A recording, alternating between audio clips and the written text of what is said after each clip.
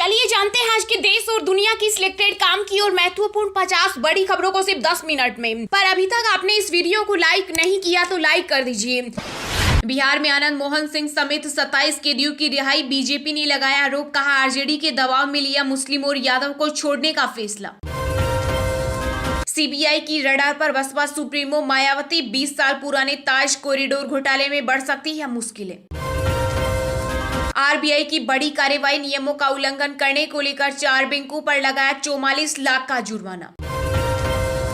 झारखंड के health minister Banna Gupta के viral video पर मचा सियासी बवाल, पीड़ित महिला बोली मेरी फोटो और वीडियो का हुआ मिसयूज। अब देश का आखिरी नहीं पहला गांव होगा माणा, उत्तराखंड के सीएम धामी ने कहा प्रधानमंत्री मोदी के लिए सीमा पर बसा हर गांव पहला गांव। ट्विटर को और बेहतर बनाने की तैयारी में एलन मस्क, कहा अभी बहुत कुछ किया जाना बाकी। वर्ल्ड टेस्ट चैंपियनशिप में फाइनल के लिए टीम इंडिया का हुआ ऐलान, रोहित शर्मा की अगुवाई वाली टीम में अजिंक्य रहाणे की हुई वापसी, सूर्य कुमार यादव बाहर। दक्षिण अमेरिका में विदेश मंत्री एस जयशंकर ने पाकिस्तान को लगाई फटकार, कहा सीमा पार से आतंकवाद फैलाने वालों से जुड़ना मुश्किल। यूएनएससी की बैठक में भारतीय दूत ने प्रभावी बहुपक्षवाद पर यूएन चार्टर के सिद्धांतों पर उठाई सवाल, स्थायी सदस्यता पर भी दिया जोर। महादेव के जयकारों के साथ खोले गए केदारनाथ धाम के कपाट, श्रद्धालुओं ने ढोल नगाड़े बजाकर मनाया जश्न, बाबा के दर पर उमड़ी भक्तों की भारी भीड़। दुनिया के बड़े बड़े देश हमारी तरफ देख रहे, केंद्रीय मंत्री पीयूष गोयल बोले 2047 तक भारत होगा महाशक्ति। मणिपुर में भाजपा सरकार के ऊपर छाए संकट के बादल, नहीं थम रहा सीएम बीरेंद्र सिंह का विरोध, एक और बीजेपी विधायक ने दिया इस्तीफा। महाराष्ट्र में एनसीपी नेता अजित पवार को भावी मुख्यमंत्री बताते हुए पोस्टर जारी, राज्य में सियासी सरगर्मी हुई तेज। नोएडा के बाद न्यू नोएडा बसाने की तैयारी शुरू, अथॉरिटी ने जमीन अधिग्रहण के लिए 1000 करोड़ रुपए का किया आवंटन। फिर मिलेगा कमाई का मौका, एबिक्स केस लिमिटेड और सर्वाइकल टेक्नोलॉजीज कंपनियों को सेबी से मिली 7000 करोड़ का आईपीओ लाने की मंजूरी। राजस्थान में सचिन पायलट के साथ चल रहे विवाद के बीच सीएम अशोक गहलोत का बड़ा बयान, कहा हमें आपस में लड़वाइए नहीं। वित्त मंत्रालय ने मंथली इकोनॉमिक रिव्यू में अल नीनो और वैश्विक राजनीतिक हालात से सतर्क रहने की दी हिदायत। दिल्ली सरकार और एमसीडी स्कूलों में 30 अप्रैल को होगा ज्वाइंट मेगा पीटीएम, शिक्षा मंत्री अतिशी ने कहा पेरेंट्स जरूर आएं। राष्ट्रीय पार्टी का दर्जा मिलने पर अब संगठन विस्तार में लगी आम आदमी पार्टी, मध्य प्रदेश और उत्तराखंड में की नई पदाधिकारियों की नियुक्ति। मध्य प्रदेश के इंदौर में कांग्रेस ने पाक विदेश मंत्री बिलावल भुट्टो के विरोध में लगाए पोस्टर, लिखा नो एंट्री इन इंडिया। गृह मंत्रालय की बड़ी कार्रवाई, भ्रष्टाचार के आरोपी एनआईए अधिकारी विशाल गर्ग को किया सस्पेंड, साथ ही उनके कार्यालय को भी किया सील। अति के काले साम्राज्य को अपने नाम कर रही पत्नी शाइस्ता परवीन, हुलिया बदलकर पुलिस को चकमा दे रहा गुड्डू मुस्लिम।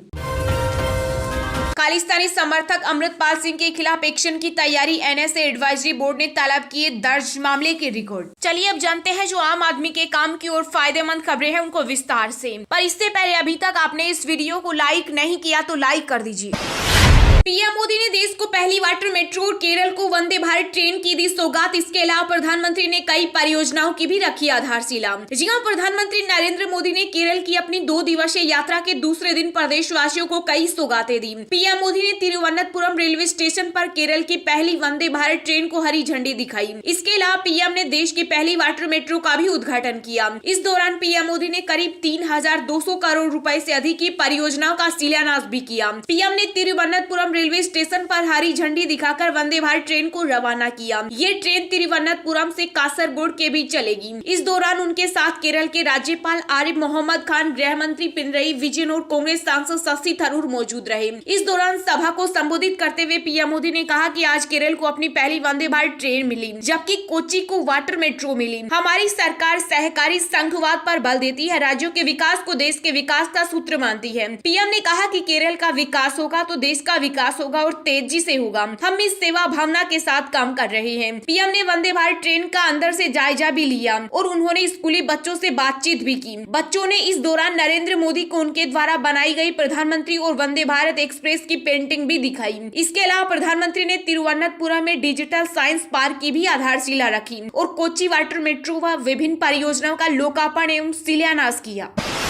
कर्नाटक में गरजे गृह मंत्री अमित शाह, कहा पीएफआई पर लगाम लगाने के लिए कांग्रेस ने कुछ नहीं किया। पीएम मोदी ने एक झटके में सभी को जेल में डाला। जी हां, कर्नाटक के बागलकोट में एक चुनावी रैली को संबोधित करते हुए गृह मंत्री अमित शाह ने राज्य में पीएफआई की गतिविधियों पर अंकुश लगाने के लिए प्रधानमंत्री नरेंद्र मोदी की कोशिशों की प्रशंसा की। कर्नाटक विधानसभा चुनाव में बीजेपी के लिए प्रचार करते हुए अमित शाह ने कहा कि राज्य पीएफआई से बुरी तरह प्रभावित था और कांग्रेस ने पिछले 70 साल से इसके बारे में कुछ नहीं किया, जबकि प्रधानमंत्री नरेंद्र मोदी ने एक सुबह उन सभी को जेल में डाल दिया। कर्नाटक विधानसभा चुनाव के बारे में अमित शाह ने कहा कि यह विधानसभा चुनाव के लिए एक विधायक चुनने के लिए नहीं, बल्कि राज्य के भविष्य को पीएम मोदी के हाथों में सौंपने के लिए है। अमित शाह ने कहा कि यह चुनाव कर्नाटक को एक विकसित राज्य बनाने और यहाँ राजनीतिक स्थिरता लाने का है। अगर कांग्रेस कर्नाटक में सत्ता में आती है तो राज्य में भ्रष्टाचार, तुष्टीकरण की राजनीति, पारिवारिक राजनीति और दंगे हमेशा चरम पर होंगे। अमित शाह ने बागलकोट में जनता दल पर भी जोरदार निशाना साधा। शाह ने कहा कि जेडीएस को वोट देने का मतलब अपना वोट कांग्रेस को देना है। अगर आप नहीं चाहते कि आपका वोट कांग्रेस को जाए तो कर्नाटक के समग्र विकास के लिए बीजेपी को वोट दें। वहीं कर्नाटक सरकार ने मुसलमानों के लिए 4% ओबीसी आरक्षण को खत्म करने के फैसले पर केंद्रीय गृह मंत्री अमित शाह ने कहा कि हमारा मानना है कि धर्म के आधार पर आरक्षण नहीं दिया जाना चाहिए।